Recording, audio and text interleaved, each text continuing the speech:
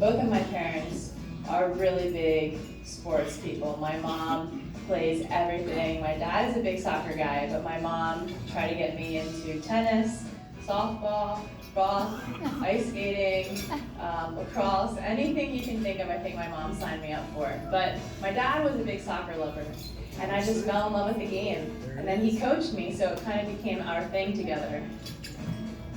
I think even when I first started having some success, I always started at the bottom of every team that I played for. When I first made the Maryland State team, I was told many years later by my coach that I was the last one to make the team. So one year I was the last person to make the team, and the next year I was on the U.S. national team. So in that very short span of time, I went from being barely good enough to play for the state team to being on the U.S. national team. I practiced and practiced and practiced, and as I started to improve and starting to have a lot of success in my career, I didn't even realize it at first. I never felt, and I still feel to this day, that there is just no ceiling to how far you can take it. If you want to keep growing as a person, as a player, in any way, you can always continue to grow. I really loved playing for Shannon Stropski. She is a great soccer mind. She was one of the players that when I was a kid I looked up to, and so playing for her was a great honor. I decided to transfer to Loyola, which was a little closer to home. I'm the oldest of 4 kids, and at the time I went to college, my little sister was only 5. She literally went into my soccer bag and I would carry her around. I like working with kids and I like soccer, so let's put it together. And I just got into coaching, but over time I started to realize how much more it could be. It can be so much more than just a game. It can be an opportunity to mentor, to really change the lives of young people. I started to realize that I could redefine what a champion was in the minds of these kids. A champion is not just the winner of the match. A champion is someone who works hard, works together with their teammates, has a positive attitude, someone who never gives up.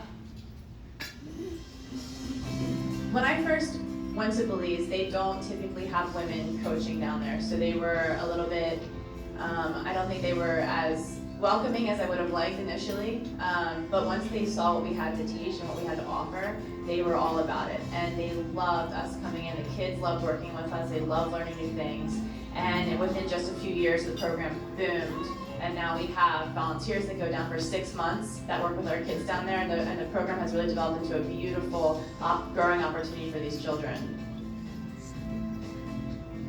Not only have women been really successful on the field, but they're also starting to shed some light on some inequality in sports that is so needed, and they have the platform to do it right now. So I'm very proud of them for taking that stance, and I'm very happy to see some of my former teammates being a part of that.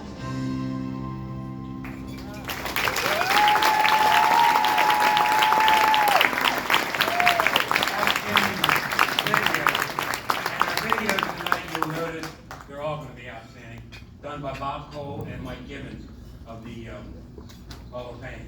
Ladies and gentlemen, please welcome the 3rd female soccer player and humanitarian into the Maryland State Athletic Hall of Fame, Andrzejewski. Yeah!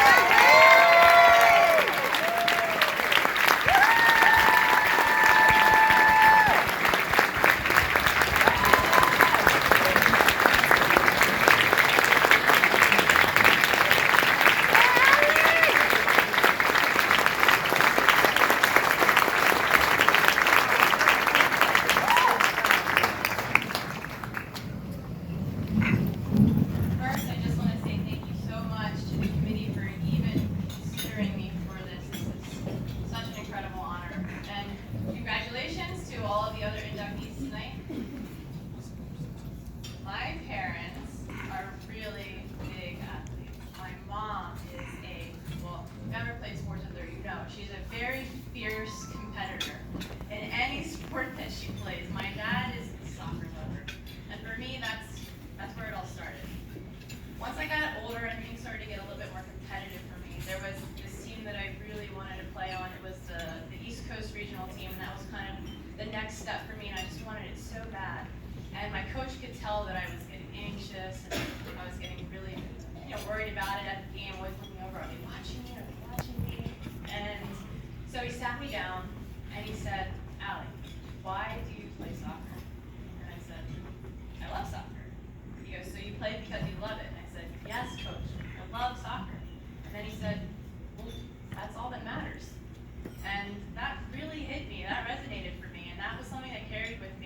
my entire career. That's why I played, because I love the game.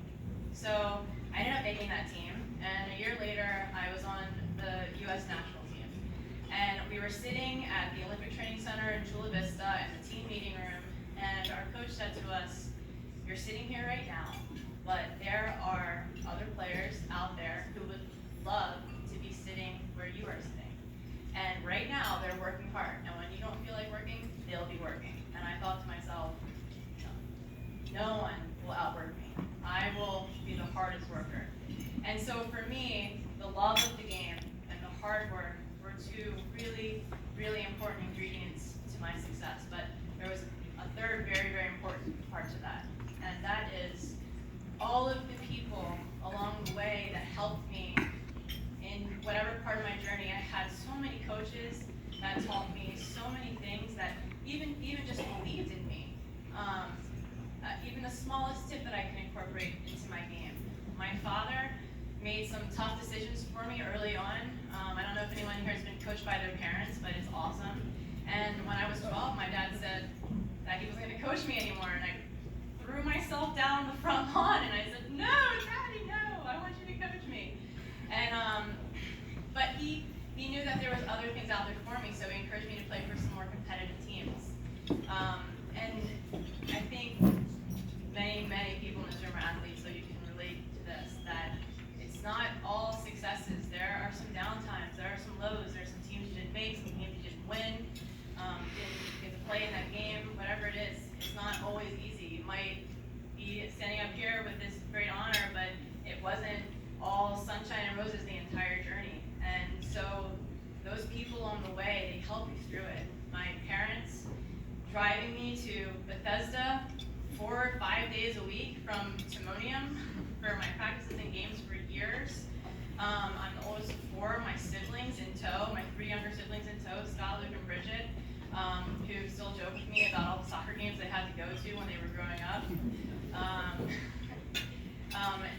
All of my family, my very, very close friends, and as I kind of moved into my coaching career, that even grew into a bigger circle. There's a bunch of them sitting back there right now, and these are the people that have supported me through the good times and have been there through the tough times, and even the smallest things. I was saying to my best friend earlier tonight, I said, you just being here, that's that means a lot. It's the support through all of that.